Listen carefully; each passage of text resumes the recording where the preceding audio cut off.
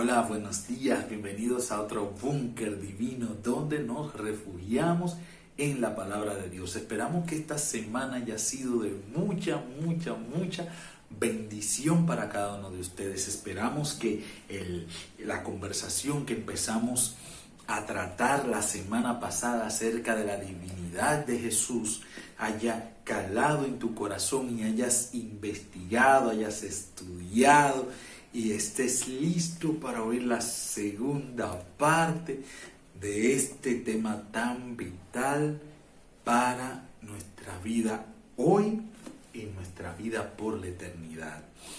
Antes que nada, te quiero invitar a que mañana sintonices este mismo canal desde las 5:30 de la tarde, donde vamos a estar con la doctora Juana Santiago dándonos herramientas de cómo luchar por nuestro hogar para volverlo un pedacito de cielo aquí en la tierra. La doctora Juana Santiago es doctora en psicología y terapia familiar, así que ella tiene mucho conocimiento que quiere impartirlo con nosotros para que sigamos creciendo en nuestros hogares. Así que vamos a orar para refugiarnos en la palabra de Dios. Padre, gracias porque nos permites estar en tu presencia. Gracias, Señor, porque nos has dado la sed, la curiosidad de venir a aprender más de ti. Sacia nuestra sed, Señor. Danos de esa agua viva que tú puedes darnos y que quita la sed. Gracias por oírnos. Está con nosotros, con cada corazón. En el nombre de Cristo Jesús. Amén.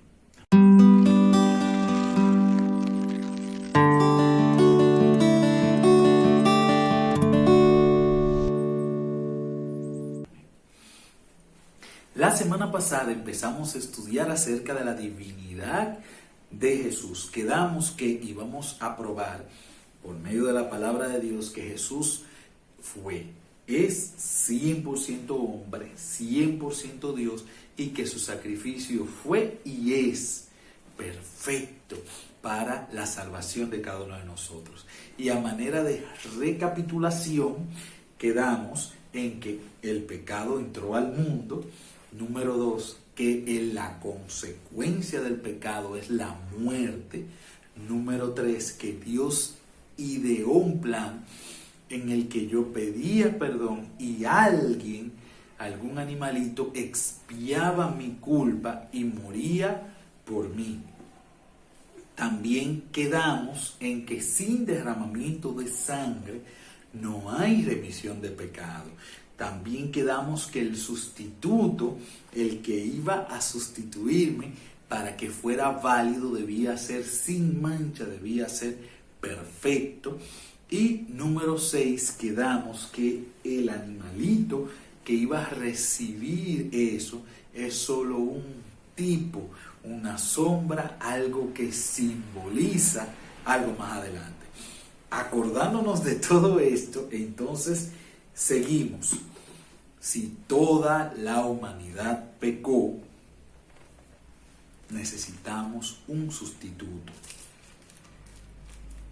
Romanos 3:23 nos dice: por cuanto todos pecaron, han caído de la gloria de Dios. Todos necesitamos un sustituto, porque la Biblia aquí nos dice que todos hemos pecado. Todos, absolutamente todos pecamos, y como todos pecamos, todos necesitamos un sustituto. Que en el tiempo del Antiguo Testamento había un animalito que sustituía, pero quedamos que eso era un símbolo. Entonces, ¿cuáles son las características que debe tener este sustituto? Vamos allá. Lo primero es que debe ser inocente, sin defecto. Si es inocente, sin defecto, como vimos en Éxodo capítulo 12, versículo 5, que deben ser los sacrificios, entonces el que nos va a sustituir excluye todo ser humano, automáticamente, no importa cómo se llame, no importa cuánto tiempo tenga de nacido, no importa qué cargo tenga en la iglesia, no importa lo que hago, lo que deje de hacer. La Biblia es bastante clara y específica en cuanto a esto. Todos pecamos, todos estamos destituidos de la gloria de Dios. Entonces nadie de los humanos puede ser sustituto, porque nadie es perfecto. Y espero que esto haya quedado bastante claro. Número 2, el sustituto, y vamos a caer en esto, el sustituto va a dar su vida por mí. Entonces, si el sustituto va a dar su vida por mí, debe ser alguien que tenga vida en sí mismo.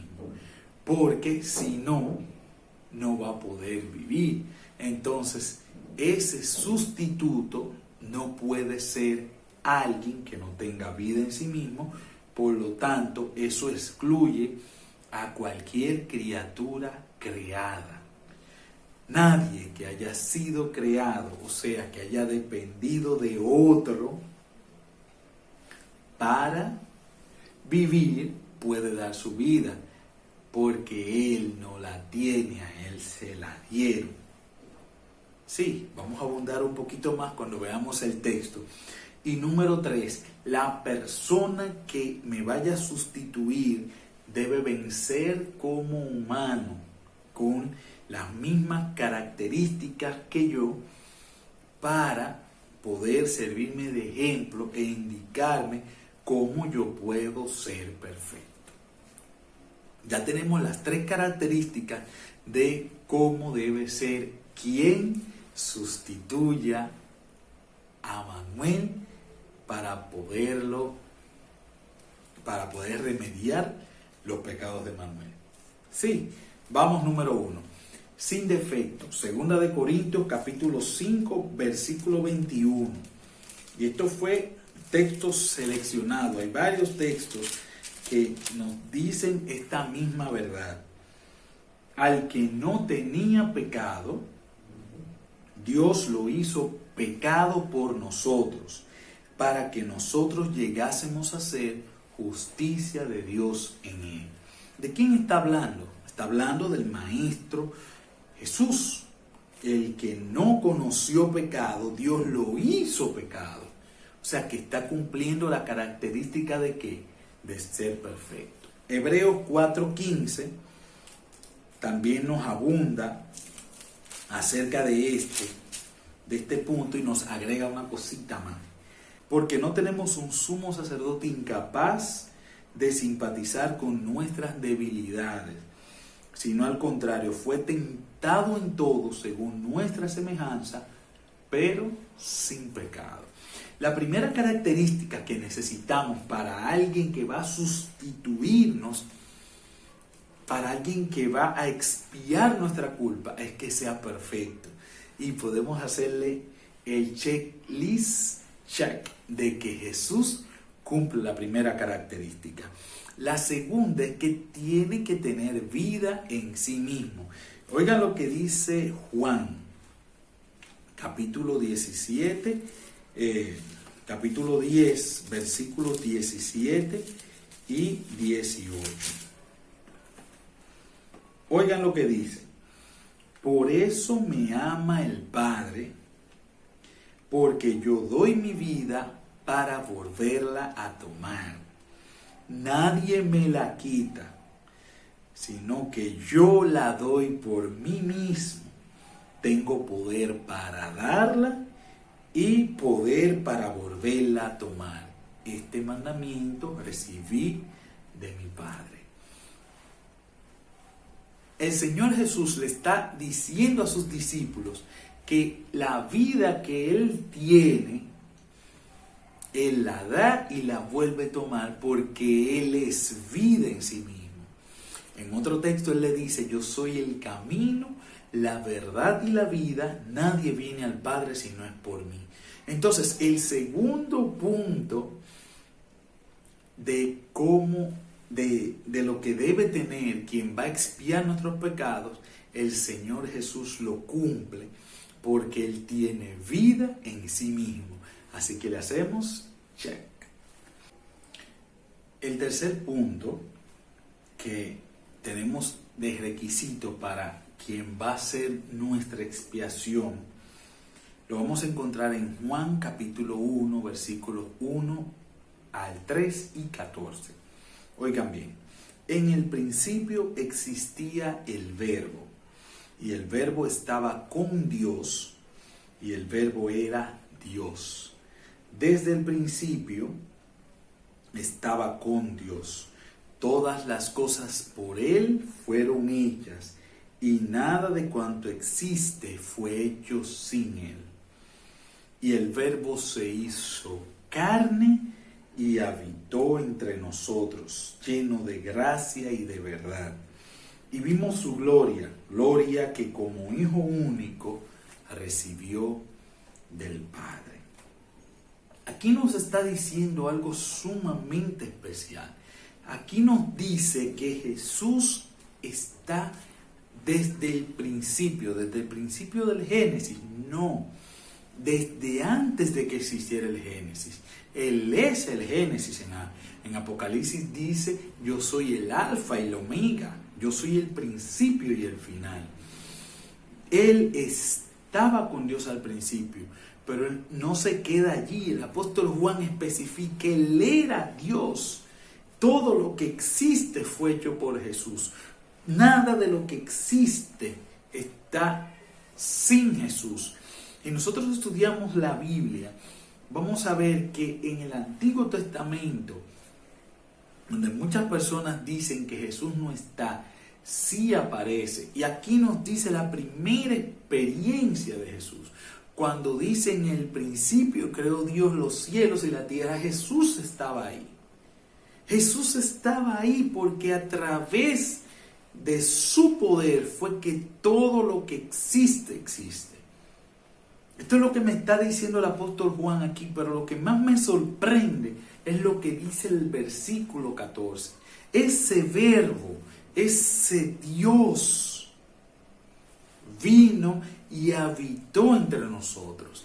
Y el libro de Filipenses nos va a especificar más lo que hizo Jesús para venir con nosotros. Filipenses capítulo 2, versículos 6 y 7. Quien, aunque era de condición divina, no quiso aferrarse a su igualdad con Dios, sino que se despojó a sí mismo. ¿Se acuerdan lo que él dijo de que yo doy mi vida y la vuelvo a tomar? Se despojó a sí mismo, tomó la condición de siervo de nosotros y se hizo semejante a los hombres. Acuérdense que quedamos que los tres requisitos para alguien expiara nuestros pecados era que fuera perfecto, era que tuviera vida en sí mismo y que viniera aquí al campo y venciera como hombre. Vamos a ver unos cuantos textos más que nos van a explicar más acerca de esto. Uno es Mateo, capítulo 1, versículo 23, donde nos habla acerca del nacimiento de Jesús. La Virgen concebirá y dará a luz un hijo y lo llamará Emmanuel, que significa Dios con nosotros. El mismo nombre Emmanuel quiere decir que este milagro, esta máxima expresión de amor de la divinidad, no solo porque nos rescató, sino que se humilló a venir y ser como uno de nosotros. Y se humilló más que nosotros aún, y aguantar que nosotros quisiéramos o no quisiéramos aceptar. Este amor nosotros no lo podemos entender. Este amor que tiene el cielo por ti y por mí, es un amor que nosotros sobrepasa nuestra mente. Nosotros queremos saber si hay vida en los demás planetas diferentes. Tú sabes lo que es el creador del universo. Venir a ponerse esto, degradado por el pecado, venir a caminar entre nosotros, a vivir entre nosotros para a través de Él abrirnos un camino. Esto es algo que nosotros vamos a tener el privilegio por la eternidad de que el Señor nos vaya explicando cómo es de grande su amor. Es una de las cosas que yo quiero hacer en la eternidad, sentarme todos los días con Jesús y que me explique por qué me amó tanto. ¿Por qué? ¿Por qué? Miren lo que sigue diciendo. Recuerden que queremos probar de que Jesús como hombre venció. Juan 14:10. Oigan lo que nos dice.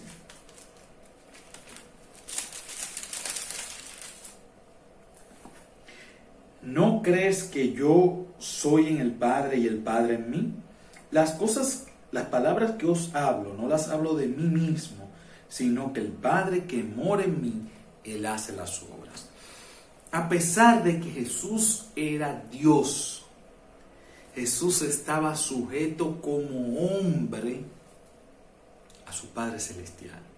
Él no hizo las cosas como Dios, sino a través de la unión con su Padre.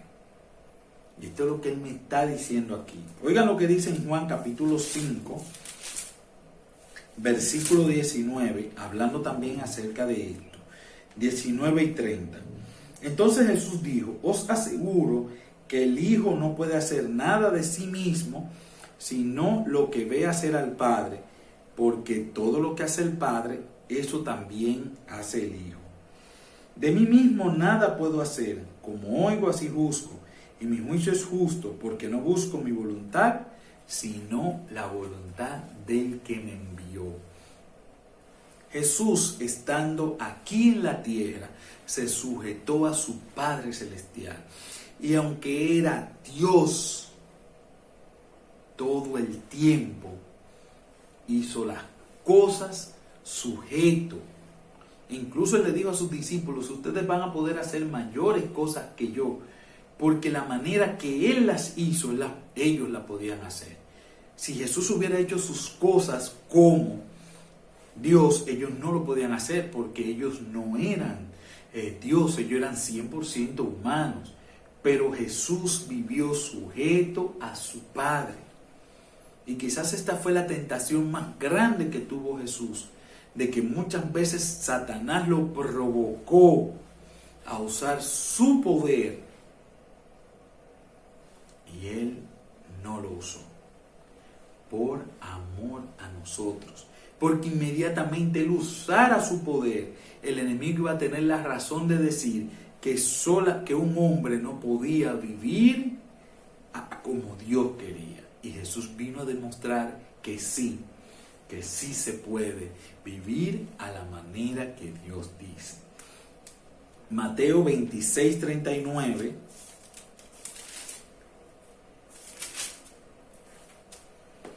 Se adelantó un poco, cayó con su rostro en tierra y oró: Padre mío, si es posible, pase de mí esta copa. Sin embargo, no sea como yo quiero, sino como tú quieres. La lucha más grande que tuvo Jesús fue en ese Getsemaní. 3 veces Él le dijo: Señor, si hay una manera de librar al hombre, que no sea a través del Calvario.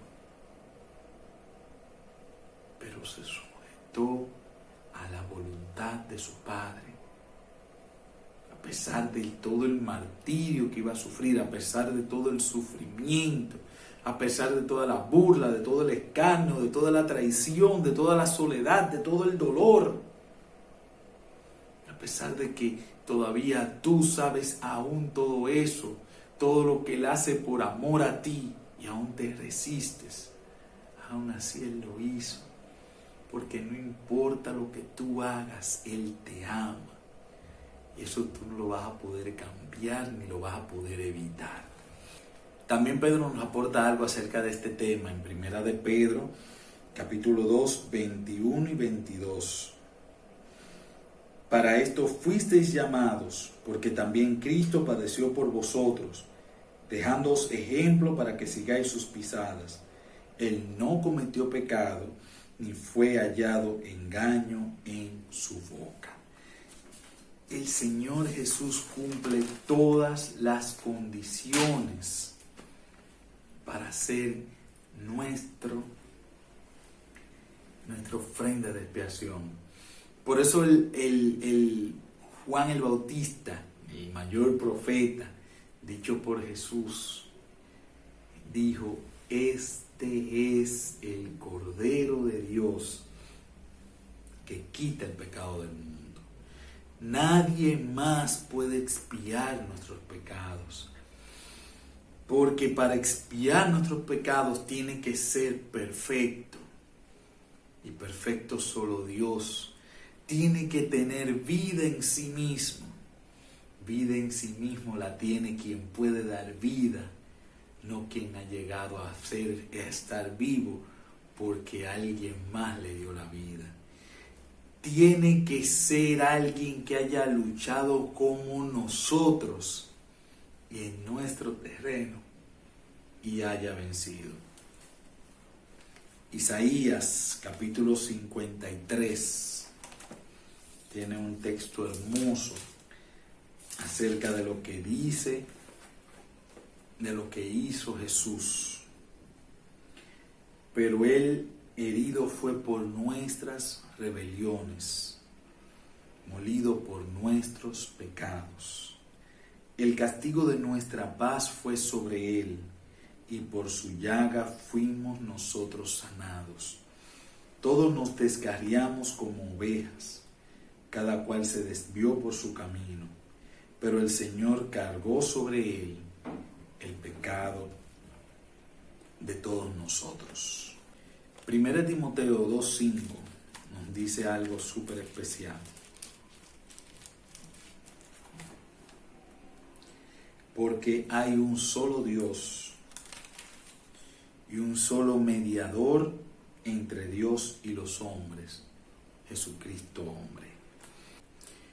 Cuando nosotros estuvimos en esta división causada por el pecado, tenía que haber alguien que sirviera de conexión. De un lado estaba el humano, pecador, esclavo del pecado, como vimos hace unos cuantos días, impotente de por su fuerza salir y librarse, aunque quisiera. Eso tú lo sabes.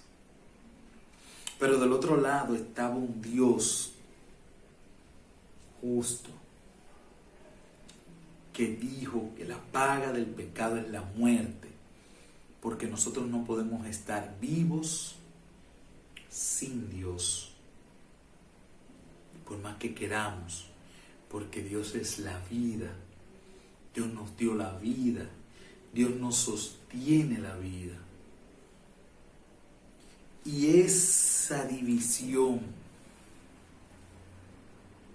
no había manera de cruzarla. Pero Jesús tomó nuestra naturaleza humana para Él ser el puente. Porque por un lado satisfacía lo que necesitaba la justicia de Dios. Alguien debía morir por el humano, por el pecador, por Manuel, pero ese alguien debía ser perfecto. Y Jesús vino a vivir esa vida de manera perfecta para poder ser ese sacrificio en nuestro beneficio. Cuando Jesús dijo consumado es en el Calvario, se volvió ese puente que unía el cielo con la tierra. Podía de un lado decirle: Señor, aquí está mi vida, que la pongo en lugar de la de Manuel, para que no vea sus pecados, sino veas mi vida perfecta. Pero del otro lado me dice a mí Manuel, ven, si aceptas este sacrificio que tú no mereces, que tú no tienes manera de pagarlo, que tú no tienes manera de ganarlo, pero si lo aceptas, vas a ser salvo. Porque de tal manera amó Dios al mundo que dio a su Hijo unigénito, para que todo aquel que en Él crea no se pierda, mas tenga vida eterna. Saben, el nombre de Jesucristo es un nombre compuesto. Y Jesús significa Salvador, Jesús es mi salvación.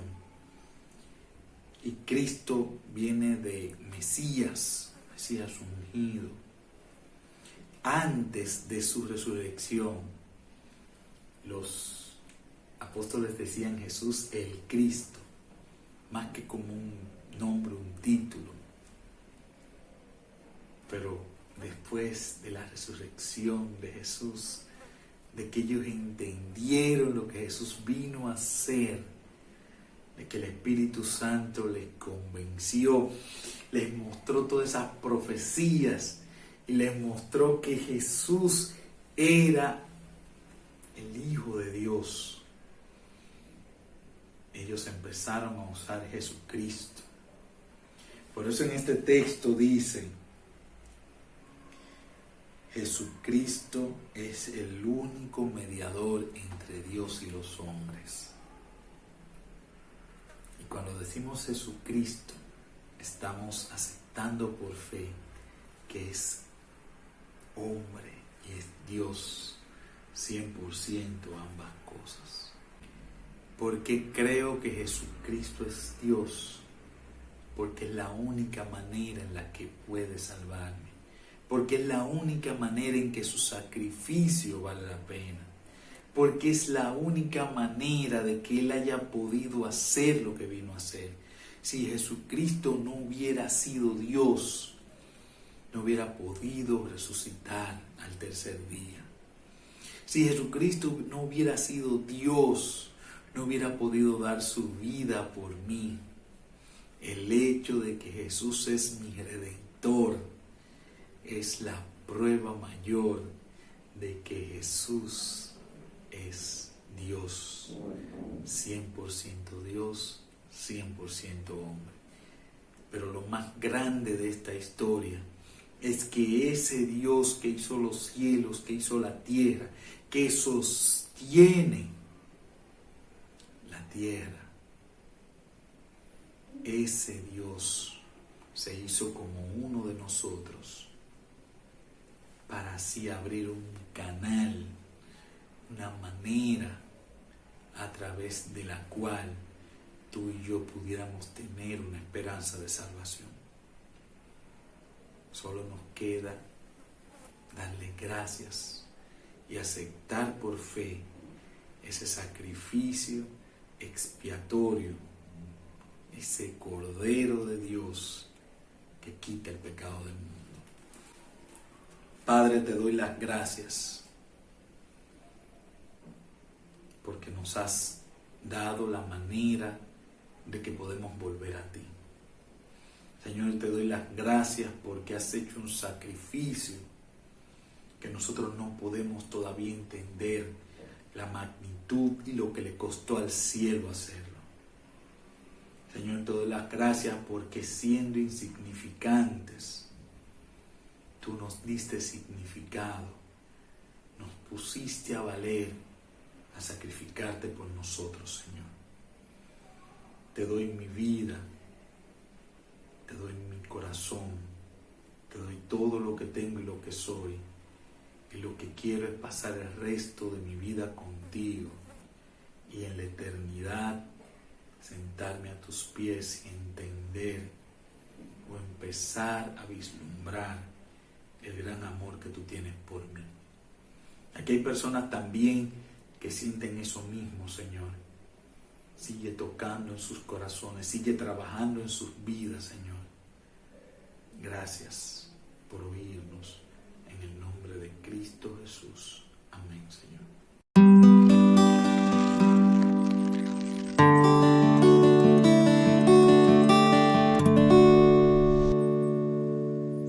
Y el libro de Filipenses, en el capítulo 2, nos va a narrar más interesante todavía esta parte de lo que hizo Jesús a través de por nosotros. Filipenses